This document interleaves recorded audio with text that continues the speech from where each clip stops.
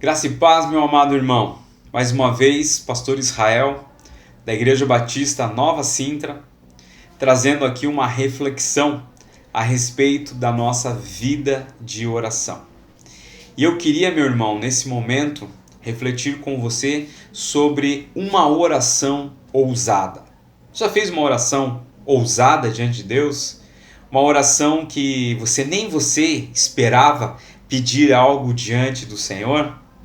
Paulo teve essa ousadia de fazer uma oração ousada. Eu queria convidar você para abrir a sua Bíblia em Efésios, capítulo 3, verso 14 até o 21. Como eu sempre tenho falado, eu espero para você ir pegar a sua Bíblia, se ela não estiver aí junto com você, para você poder acompanhar o texto bíblico junto comigo. Certo? Eu espero. Qualquer coisa, dá uma pausa aí no vídeo, pega lá a Bíblia, abre no texto, para a gente poder aprender juntos. Ok? Efésios, capítulo 3, do 14 ao 21. Amém? Podemos seguir? Então vamos lá. Diz assim a palavra de Deus: Por essa razão, ajoelho-me diante do Pai, do qual recebe o nome toda a família, nos céus e na terra.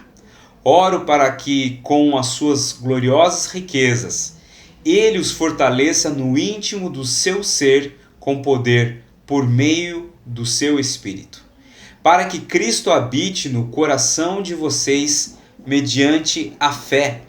E oro para que, estando arraigados e alicerçados em amor, vocês possam, juntamente com todos os santos, compreender a largura, o comprimento, a altura e a profundidade, e conhecer o amor de Cristo que excede todo conhecimento, para que vocês sejam cheios de toda a plenitude de Deus. Aquele que é capaz de fazer infinitamente mais do que tudo que pedimos ou pensamos, de acordo com o seu poder que atua em nós. A Ele seja a glória na Igreja e em Cristo Jesus, por todas as gerações, para todos sempre. Amém. Vamos orar juntos? Senhor, nós queremos chegar à Tua presença mais uma vez e nos colocarmos diante de Ti, pedindo para que o Senhor esteja atuando em nossas vidas, nos ajudando a termos o nosso ministério pessoal de oração, para que a nossa igreja seja conhecida como uma igreja que ora, que busca o Senhor, uma igreja que se fortalece no íntimo do seu coração, para continuar, ó Deus, a lutar pelo Teu Evangelho, a lutar pelo Teu reino. Fala as nossas vidas, ó Pai, neste momento. Em nome de Jesus. Amém. Querido irmão, apóstolo Paulo, mais uma vez preso, o que não era lá muita novidade, ele escreveu cartas da prisão, mas nesse momento em que Paulo está preso, ele está exercendo uma das suas maiores virtudes, exercendo um dos seus maiores ministérios, que era justamente a vida de oração. Alguém já disse que nós muitas vezes não podemos cruzar fronteiras, nós não podemos cruzar muitas vezes paredes, mas a nossa oração não conhece limitação alguma. Ela não conhece fronteira, não conhece parede, não conhece prisão, ela não conhece nada que possa cercar. A oração, ela pode ir além. Ela pode ir além. Por isso nós devemos orar, por isso devemos ser uma igreja que ora, que busca ao Senhor. E Paulo, detido ali na prisão, ele sabia que a sua oração estava livre, estava solta. Que ele poderia estar ali, mas realizando esse grande ministério que era a vida de oração. E na introdução da oração dele, nós podemos ver 3 características. Em primeiro lugar, Paulo, ele se dobra diante de Deus. Ele se dobra diante de Deus. Em segundo, a exultação pela obra que Deus estava fazendo na igreja. Ele estava preso e ele poderia estar ansioso, né? Pensando assim, puxa vida, eu podia estar fazendo tanta coisa, tantas pessoas precisando ser evangelizadas, mas eu estou vendo que o evangelho continua caminhando. O evangelho não depende de mim. O evangelho não depende de que alguém esteja lá fora. A igreja do Senhor Jesus, ela vai levando o evangelho, vai levando o evangelho. Então ele se exulta de saber que a igreja de Éfeso estava pregando o evangelho. E a confiança em Deus, a confiança que ele tinha no Senhor, de que Deus estava trabalhando na vida da sua igreja. Então, algumas lições que nós podemos aprender com o apóstolo Paulo. A primeira delas é, sem dúvida alguma, o poder interior. No verso 16 em diante, Paulo diz assim: oro para que com as suas gloriosas riquezas ele os fortaleça no íntimo do seu ser, com poder por meio do seu Espírito, para que Cristo habite no coração de vocês mediante a fé. E oro para que, estando arraigados e alicerçados no amor, vocês possam, juntamente com todos os santos, compreender a largura, o comprimento, a altura e a profundidade. Paulo, ele não pedia a mudança das circunstâncias da vida com Cristo Jesus. Paulo não pedia a mudança dos problemas em si. As situações continuavam acontecendo, continuavam surgindo. Ele estava preso. Que coisa mais dura do que passar um tempo na prisão, sem poder fazer nada. Mas ele pedia poder para enfrentar a situação. E buscar poder é buscar a presença do Espírito Santo de Deus. Olha só que interessante. Ele queria poder para poder enfrentar aquele problema, e poder tem a ver com estar cheio, suprido da presença do Espírito Santo. E a presença do Espírito Santo é a evidência de que nós somos salvos em Cristo Jesus. Não existe pessoa que se diga salva e não tenha o Espírito Santo. E Paulo, no entanto, ele diz: eu sou cheio do Espírito Santo, essa é uma evidência da minha salvação e eu quero ter poder do Espírito para poder enfrentar essa situação, para poder enfrentar essa cadeia. Nós não pensamos assim. Quando surge algo problemático em nossas vidas, nós queremos sempre pedir para que Deus tire do caminho. Tira, Senhor Deus, todo obstáculo. Quebra, Senhor Deus. Mas nós nunca pedimos poder do Espírito para lutar contra as dificuldades, os obstáculos. E nós precisamos nos fortalecer com o poder do Espírito, porque nós somos fracos. Nossa carne é fraca, a nossa mente é fraca. Nós necessitamos da graça, da misericórdia do Senhor Deus. Porque Jesus já disse que o Espírito está pronto, mas a carne é fraca. E nós precisamos acessar o poder de Deus para ter controle sobre a nossa carne, para nós lutarmos contra os obstáculos que surgem em nossa vida. Eu não sei se você já assistiu aquele filme chamado Matrix, mas o personagem principal, o Neo, ele, quando descobre que ele está vivendo no mundo da Matrix, ele então começa a acessar todo o conhecimento desse novo universo. É transmitido a ele todo um banco de dados de várias lutas, de várias técnicas e tudo mais, para que ele lute contra a Matrix. Meu irmão, o Espírito Santo de Deus, ele tem a capacidade de nos dar poder para lutarmos contra o reino das trevas, contra as potestades desse mundo que tanto tentam nos seduzir, nos destruir. O Senhor Deus tem o poder. O Espírito Santo nos capacita a lutar contra os obstáculos da vida, e nós devemos acessar esse poder. Nós devemos buscar sermos cheios do Espírito Santo. E isso só vem através de vida de oração. Não tem outro jeito. Não tem outra forma. Nós precisamos acessar o poder que está disponível para nós. Mas isso nós só fazemos através de vida de oração. Em segundo lugar, Paulo ele vai falar que nós devemos aprofundar no amor fraternal.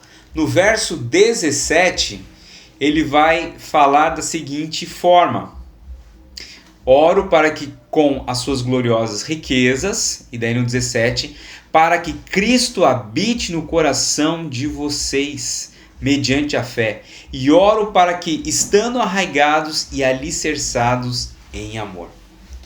Paulo ele ora justamente para que os crentes sejam fortalecidos no amor. Nessa nova comunidade que Deus está formando, a maior virtude, sem dúvida alguma, é o amor. E nós precisamos do poder do Espírito Santo e da habitação de Cristo para amar-nos uns aos outros, principalmente atravessando o profundo abismo cultural, étnico, que muitas vezes nos separam. Lembrando que a igreja ela era formada de um povo multicultural. Na antiguidade, as religiões elas eram propriedades dos povos. Então, o povo hitita tinha o seu Deus, o povo judeu tinha o seu Deus, o povo romano tinha lá os seus deuses. Mas quando entra o cristianismo era um povo, uma comunidade formada de vários outros povos. E aí nós podemos entender até mesmo a questão da igreja atual, a nossa igreja. Quantas pessoas vieram do norte, do sul e do sudeste do Brasil com tantas ideias, culturas, comidas, falares diferentes.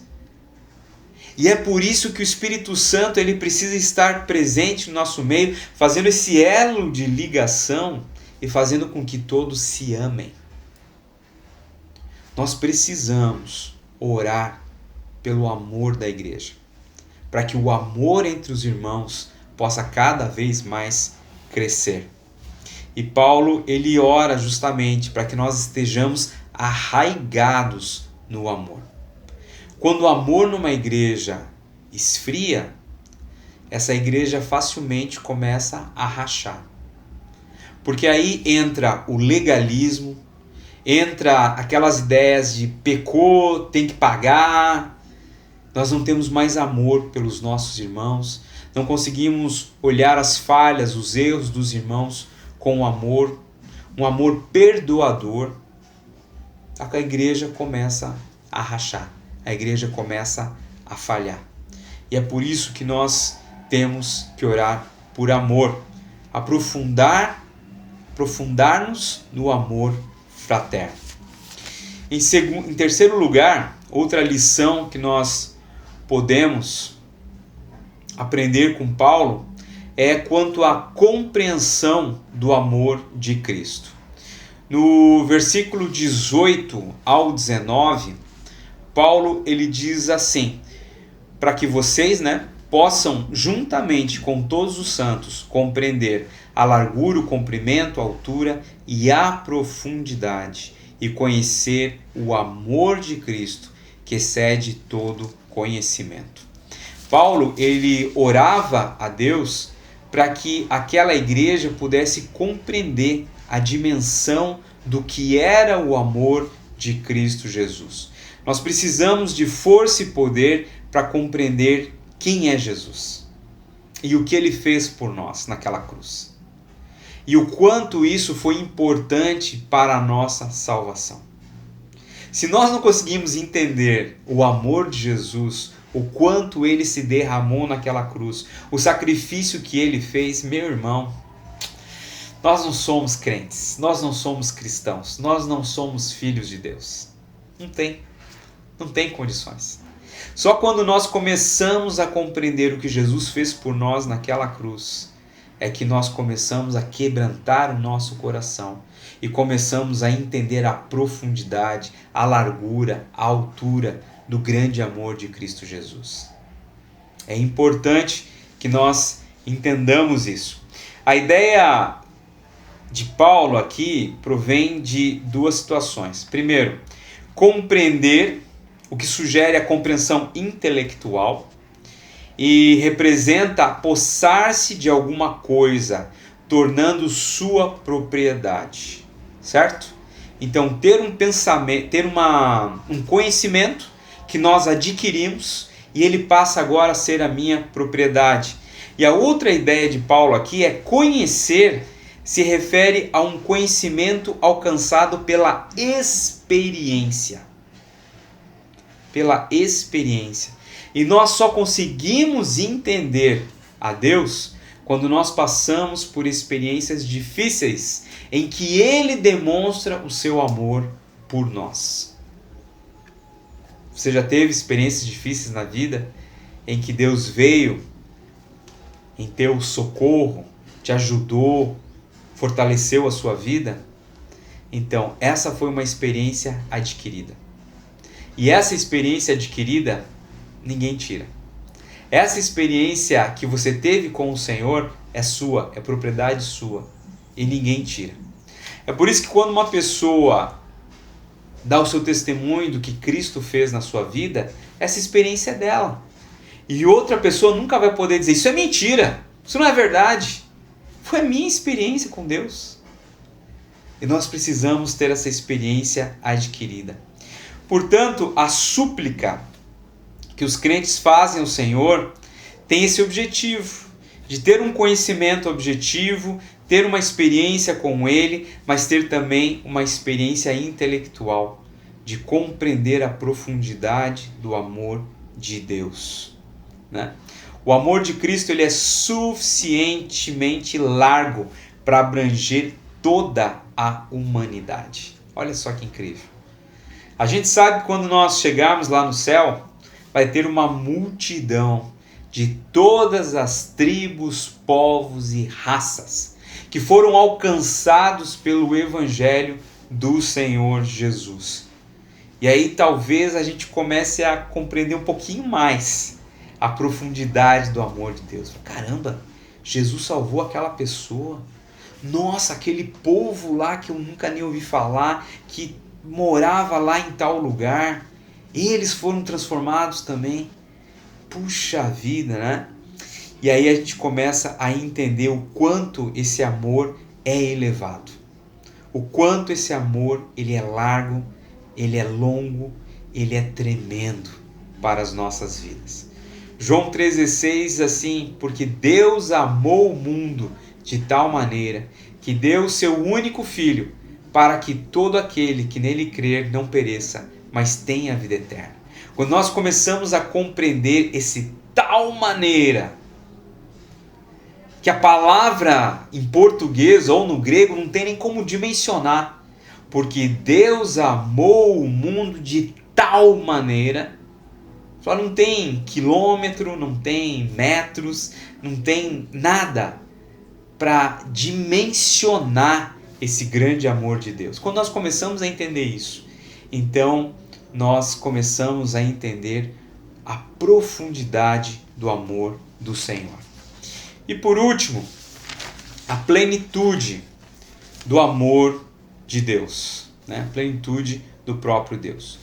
No finalzinho do verso 19 diz assim, para que vocês sejam cheios de toda a plenitude de Deus. Paulo ele fala aqui que nós devemos ser cheios da plenitude de Deus, do Pai, do Espírito Santo, cheio da Trindade do Senhor. Deus ele habita em nós de forma plena. O pedido de Paulo aqui é que sejamos tomados de toda a plenitude do Senhor nas nossas vidas. Devemos ser santos como Deus é, santo e perfeito como o Senhor é. como está lá em 1 Pedro 1,16. Nós devemos ficar cheios até o limite daquilo que Deus deseja para nós, sem deixarmos de sermos humanos. Nós devemos ser cheios da graça do Senhor Deus. Isso também quer dizer que Deus espera que sejamos como o Senhor Jesus. Ser cheio do Espírito Santo, buscar a presença de Deus, tem a ver com ser parecido com Cristo Jesus. Romanos 8, 29, Paulo propõe que nós devemos atingir a plenitude do amor de Cristo Jesus. Então se cumprirá o que o próprio Senhor Jesus nos diz, para que o amor com que me amaste esteja neles e eu também neles esteja. Isso está lá em João 17, 26. Meu irmão, você busca ser cheio do Espírito Santo? Você busca ser cheio da plenitude de Deus? Você busca na sua vida pessoal, no seu ministério pessoal de intercessão, ser cheio de Cristo Jesus? Nós devemos buscar isso. Nós devemos orar, crendo que o Senhor tem o poder de transformar as nossas vidas, de nos ajudar a sermos iguais a Cristo Jesus. Eu lembro que eu não participei, mas eu vi a propaganda de um acampamento de juniores que dizia assim: santo eu? Ponto de interrogação. Santo eu? Como se não fosse possível que nós fôssemos perfeitos e santos. Na realidade, esse é o desejo de Deus para as nossas vidas. Que nós busquemos dia após dia a perfeição em Cristo Jesus. E isso tem a ver com vida diante do Senhor. Vida que busca o Senhor todos os dias. Vida que tem um momento certo e próprio para buscar a presença de Deus. Por isso que eu sempre pergunto: como vai sua vida de oração? Se a sua vida de oração vai bem, você tem poder. É aquela velha frase que nós conhecemos: muita oração, muito poder. Pouca oração, pouco poder. É por isso que eu entendo que o sonho do Senhor para a nossa igreja é termos uma igreja que ora, que busca a Deus, que conhece o Senhor intimamente através de uma busca profunda para com Ele. Como vai a sua vida de oração? A sua oração é uma oração ousada, como a do apóstolo Paulo, que deseja que o Espírito encha o seu coração de forma íntima? Como é a sua vida de oração? E concluindo, meu irmão, Paulo ele termina a sua oração tratando de 2 pontos. Primeiro, a capacidade de Deus em responder a orações. Você crê que Deus tem poder para responder a sua oração? John Stott ele diz que uma capacidade, de resposta de oração, ela tem 7 etapas. Para fazer, Deus é poderoso. O que pedimos, Ele escuta a nossa oração. O que pensamos, Ele lê os nossos pensamentos. Tudo, Deus sabe de tudo e pode realizar tudo. Mais que tudo, é uma expectativa que vai além daquilo que nós pedimos. E muito mais que tudo, a sua graça é dada por medida, não é dada por medidas de racionamento. Deus quer dar muito mais. Quer dar muito mais do que aquilo que nós precisamos. E por último, infinitamente mais. Olha só que interessante. Pois Deus é o Deus da superabundância. Deus quer encher você de vida eterna, de poder.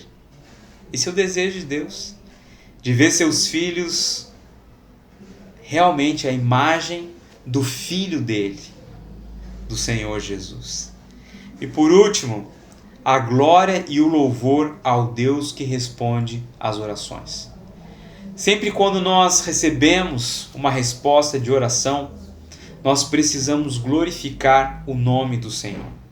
Nós precisamos adorá-lo, nós precisamos agradecer. Deus não gosta de filhos que não são agradecidos. Meu irmão, tem coisas que talvez a gente nunca vá saber do que Deus já nos livrou. De quantas coisas Ele tem nos livrado. E por isso nós devemos sempre agradecer a Ele. O poder vem da parte de Deus e a glória e honra devem ser dados somente a Ele. A igreja é a esfera em que a glória de Deus se manifesta.